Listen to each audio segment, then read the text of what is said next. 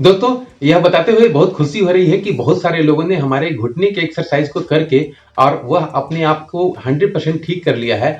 कुछ लोग हैं जो अभी भी एक्सरसाइज कर रहे हैं लेकिन उनका रिजल्ट नहीं आ रहा है। कारण बस यही होता है कि वह एक्सरसाइज तो कर रहे हैं, उस चीज को जान रहे हैं कि एक्सरसाइज हमें कैसे करना है, लेकिन उस चीज को भी वह कर रहे हैं जो उन्हें नहीं करना चाहिए। तो आज की वीडियो में हम थोड़ा सा यह भी बताएंगे कि हमें क्या क्या चीज नहीं करना चाहिए और यह भी बताएंगे कि जिन्होंने एक्सरसाइज करके अपने घुटने के दर्द को यानी कि ऑस्टियोआर्थराइटिस को ठीक कर लिया है, इसके बाद उन्हें घर पे कैसे क्या क्या एक्सरसाइज करना चाहिए ताकि आने वाले दिनों में उन्हें फिर से दोबारा ऑस्टियोआर्थराइटिस का समस्या न हो। तो वीडियो को बिल्कुल अंत तक देखेंगे, इसको समझेंगे, उसके बाद इसका इस्तेमाल जरूर करेंगे। नमस्कार दोस्तों, मेरा नाम डॉक्टर मुकेश कुमार और आप देख रहे हैं संजीवनी हेल्थ सॉल्यूशन।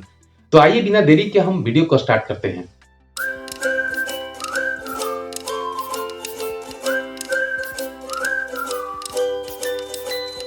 दोस्तों, नी ऑस्टियोआर्थराइटिस के केस में सबसे बड़ी जो समस्या होती है वह होती है गैप की कमी, और दूसरी समस्या होती है वह होती है वहां पर जो कार्टिलेज होता है, वहां जो लिक्विड होता है, सॉल्युबल फ्लूइड होता है, उसका कम होना। हम एक्सरसाइज अगर करते हैं और उसे ठीक कर लेते हैं एक्सरसाइज से, आपने देखा होगा एक्सरसाइज ही एकमात्र ऐसा उपाय है जिससे आप नी ऑस्टियोआर्थराइटिस को 100% ठीक कर सकते हैं। और नहीं तो दूसरा उपाय जो है वह है कि नी रिप्लेसमेंट।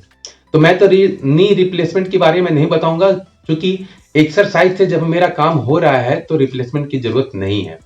दोस्तों, बहुत सारे लोगों ने हमारे वीडियो को देख करके अपने घुटने के दर्द को, नी ऑस्टियोआर्थराइटिस को 100% ठीक किया है। उन्होंने चैनल पे वीडियो पर वो अपना फीडबैक भी दिए हैं। किन्हीं का 90% हुआ है, किसी का 100% हुआ, किसी का 70% हुआ है, किन्हीं का तो मैं वीडियो में डाला भी हूं कि उनका 100% ठीक हो गया, आज वो दौड़ रहे हैं। लेकिन वैसे व्यक्ति जो अभी भी एक्सरसाइज कर रहे हैं तो थोड़ा सा यह ध्यान दें कि कहीं ऐसा तो नहीं कि एक्सरसाइज तो अपने गैप को बढ़ाने के लिए एक्सरसाइज तो वह कर रहे हैं, लेकिन वो भी काम कर रहे हैं जो उन्हें नहीं करना चाहिए।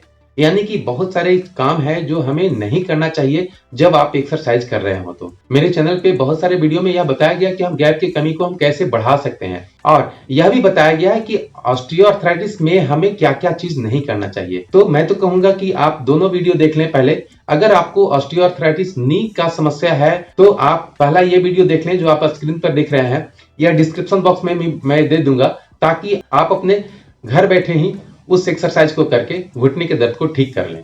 और दूसरा यह वीडियो है जो कि देखना बहुत महत्वपूर्ण है, क्योंकि हम जब एक्सरसाइज कर रहे हैं तो इस दौरान हमें इस काम को नहीं करना है। अगर मजबूरी से हमें करना भी पड़ गया तो कैसे करना है वो भी इसमें बताया गया है। साथ में एक दो चीज और है, उसको भी मैं मेंशन कर दे रहा हूं। बहुत ज्यादा आपको मॉर्निंग वॉक या इवनिंग वॉक या बहुत ज्यादा दूर चलना हो तो नहीं चलना है जब आप एक्सरसाइज कर रहे हो उस दौरान, उन दिनों। अब हमें क्या चाहिए, हमारे जो मसल्स हैं, हमारे जो हैमस्ट्रिंग मसल्स हैं और क्वाड्रिसेप मसल्स हैं, काफ मसल्स हैं, सीन मसल्स हैं, ये सारे चीजों को हमें स्ट्रेंगन करना है। स्ट्रेंगन मतलब कि मजबूती लाना है।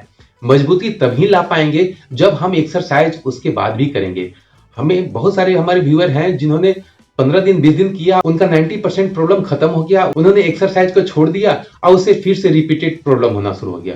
दोस्तों, हम एक्सरसाइज करके प्रॉब्लम को ठीक कर रहे हैं तो हमें उस चीज को मेंटेन भी रखना है। कुछ दिनों के लिए हमें कुछ कुछ एक्सरसाइज को करते रहना है ताकि हमारा मसल्स वीक ना हो, और मसल्स में मजबूती जब आ जाएगी तो ये हमारा 100% घुटना ठीक हो जाएगा। उसके लिए हमें शुरू से लेकर के यानी कि नीचे टो से लेकर के हमें कमर तक के एक्सरसाइज को करना होगा स्ट्रेंथन के लिए, यानी कि मजबूती के लिए।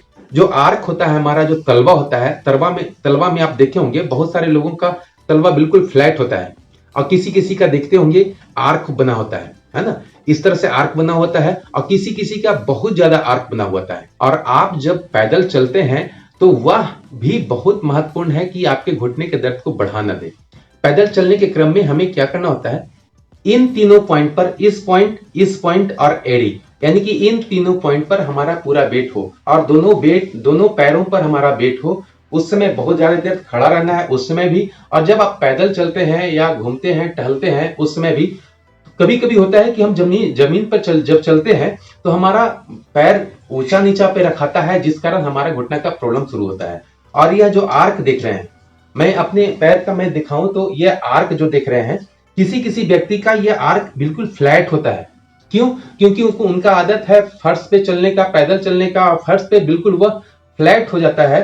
तो उन्हें इस आर्क को भी बनाना जरूरी है और थोड़ा सा अपने टो को भी बनाना, मजबूत करना जरूरी है। उससे क्या होगा, उससे हमारे घुटने के पास जो मसल्स हैं वो भी मजबूत होगा, यह काफ मसल्स भी मजबूत होगा और हमारा हैमस्ट्रिंग मसल्स और क्वाड्रिसेप्स मसल, ये सारे मसल्स को हम मजबूत करेंगे इस एक्सरसाइज को करके। इसके लिए हमको सबसे पहले क्या करना है कि हम अपने पैर को, दोनों पैर को फैला लिए।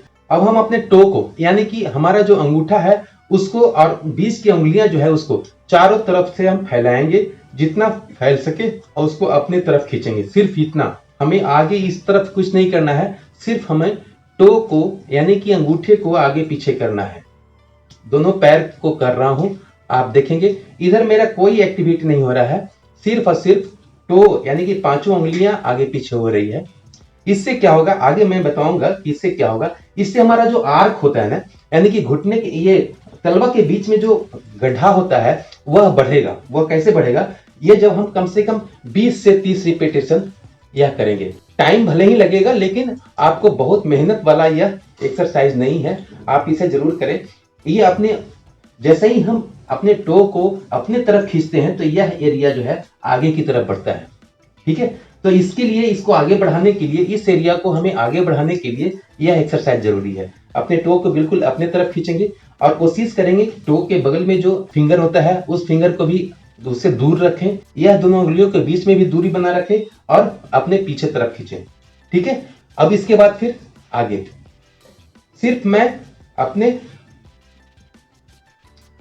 एंकिल को सीधा रखूंगा और सिर्फ टो यानी कि सिर्फ अंगुलियां मेरा काम करेगी। आप देखेंगे इससे भी हमारा काफ मसल से थोड़ा सा स्ट्रेच आता है। इसके बाद आप जानते होंगे अपने पैर को, दोनों पैर को बिल्कुल आगे की तरफ करेंगे। आप देख सकते हैं बिल्कुल पैर को आगे की तरफ करेंगे। हमें मसल्स के स्ट्रेंथन के लिए, यानी कि मसल्स की मजबूती के लिए यह एक्सरसाइज कर रहे हैं। इससे हमारा वो व्यक्ति भी कर सकता है जिनको नया नया अभी घुटने का दर्द शुरू हुआ है, और वो भी व्यक्ति कर सकते जिनका स्टेज 2, स्टेज 3, स्टेज 4 तक भी चला गया है, तो उनके लिए भी यह एक्सरसाइज बहुत जरूरी है। ये हो गया। अब पीछे की तरफ, पीछे करेंगे तो हम ध्यान रखेंगे उंगली हमारा पीछे की तरफ हो रहा है और यह पोर्शन आगे की तरफ हो रहा है। तो इस तरह से करेंगे तो आप देखेंगे कि यहां पर भी स्ट्रेच आ रहा है, साथ में हमारा काफ मसल्स है उस पर भी स्ट्रेच आ रहा है। तो इस तरह से हम रखेंगे, 15 सेकंड तक काउंट करेंगे या 15 काउंट तक हम वेट करेंगे और उसके बाद फिर रिलैक्स। उसके बाद फिर आगे की तरफ करेंगे जितना हम खींच सके। कभी कभी होता है, मैंने देखा हूं कि कोई कोई एक्सरसाइज जो कर रहे हैं वो बिल्कुल आराम से ऐसे ऐसे कर रहे हैं, कोई फर्क नहीं पड़ेगा, आप साल भर करते रह जाएंगे, कोई फर्क नहीं पड़ेगा, कोई फायदा नहीं होने वाला है। इसलिए जितना भी आपको ताकत है, जितना आप खींच सकते हैं आगे की तरफ पैर को, उतना खींचें। और उसके बाद क्योंकि दर्द होता है तो बहुत ज्यादा नहीं खींचाता है, लेकिन जहां तक आपसे खिंचा रहा है उतना तक जरूर खींचे। उसके बाद फिर रिलैक्स, उसके बाद फिर पीछे। आप पीछे में वही ध्यान रखें कि आपका टो पीछे की तरफ रहेगा और टो का जहां जड़ होता है उस एरिया को हम आगे की तरफ रखेंगे। तो यह होगा हमारा एंकल के पास से मजबूती आने के लिए, और खास करके हमारा जो काफ मसल्स है इसमें भी स्ट्रेच आएगा। अब स्पेशली हमें काफ मसल्स को भी स्ट्रेच करना है और इसमें भी मजबूती लाना है, क्योंकि हमें जब काफ मसल्स मजबूत होगा और हमारा हैमस्ट्रिंग मसल्स और क्वाड्रिसेप्स यानी कि ऊपर का थाई का मसल्स और नीचे का अंदर का थाई का मसल्स मजबूत करने के लिए हमें यह एक्सरसाइज भी जरूरी है जो भी मैं बता रहा हूं। इसको करने के लिए आप पैर को अपने इस काफ मसल्स को जब पैर को पीछे की तरफ खींचेंगे तो कोशिश करें हमारा ध्यान काफ मसल्स पे हो ताकि उस पे स्ट्रेच आए। दोनों पैर में कर रहा हूं, आप देखेंगे कि बिल्कुल यहां पर स्ट्रेच आ रहा है। नीचे हम दबाने की कोशिश करेंगे काफ मसल से। हम अपना काफ मसल से कोशिश करूंगा कि नीचे तक प्रेस करूं। काफ मसल से मैं पैर पीछे तरफ खींचा हूं और काफ मसल से नीचे की तरफ प्रेस कर रहा हूं। ठीक है, 15 सेकंड तक वेट करेंगे, 15 काउंट तक काउंट करेंगे, उसके बाद फिर रिलैक्स। फिर नीचे मैं दबाने की कोशिश करूंगा। इसी तरह से हमको कम से कम 20 से 25 रिपीटेशन इसका भी कर लेना है। दोस्तों, काफ मसल्स में मजबूती लाने के लिए हमें एक एक्सरसाइज और करना होगा। वह यह है कि हम बैठे रहेंगे, हम दोनों हाथों से अपने जांघ को पकड़ लेंगे और इस पैर को अपने तरफ खींचेंगे। आपने देखा होगा कि आपके घुटने में बहुत कटकट की आवाज आती है। यह कटकट की आवाज जो आती है वह इस एक्सरसाइज से भी हमें ठीक होगी। हम यहाँ पर दोनों हाथ रख लेंगे और हाथ रख करके इस जो काफ मसल्स है इससे हम अपने हाथ की उंगलियों को प्रेस करने की कोशिश करेंगे। नीचे पैर मेरा नहीं रहेगा, बिल्कुल ऊंचा रहेगा और इसको पैर को मैं कस के दबाऊंगा ताकि काफ मसल्स पे ये मजबूती आए। जब इस तरह से मैं कस के दबा रहा हूं तो आप जब इस तरह से करेंगे तो आप देखेंगे कि यहाँ पर हमारा स्ट्रेच आ रहा है। इससे क्या होगा, हमारा काफ मसल्स में मजबूत होगा और यहाँ पर जब स्ट्रेच आएगा तो वह जो कटकट की आवाज आ रही थी वह भी जल्दी खत्म होगा। आप देखेंगे इस तरह से